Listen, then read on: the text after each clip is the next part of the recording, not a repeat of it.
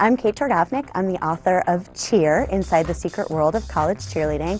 And for this book, basically what I did is I followed 3 college cheerleading teams for a year, from tryouts to nationals. Cheerleading definitely does not get taken very seriously. And I think the reason for that is it almost suffers from a split personality disorder, where on the one hand it's this really competitive sport and these teams spend months and months and months preparing for these competitions, and it's cutthroat and it's hardcore. And then on the other hand, there's sort of this pageantry aspect to it, where there's the uniforms and the bare midriffs and the makeup and the things that don't quite take as much skill. So I think it's sort of the balance of those two elements that people sort of know about the pageantry part, but not necessarily about the competition part, that sort of leads people to sort of laugh it off and be like, oh, it's just shaking pom-poms.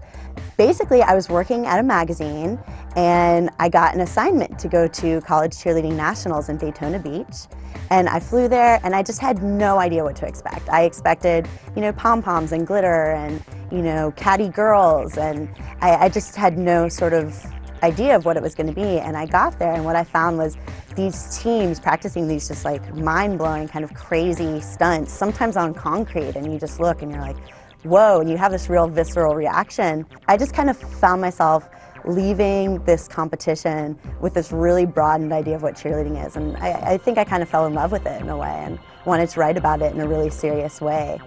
What I want people to take away from the book is these really interesting characters that they probably wouldn't meet in their everyday life. And more than that, to me, this is a book about a group of people who ride that really fine line between passion and obsession.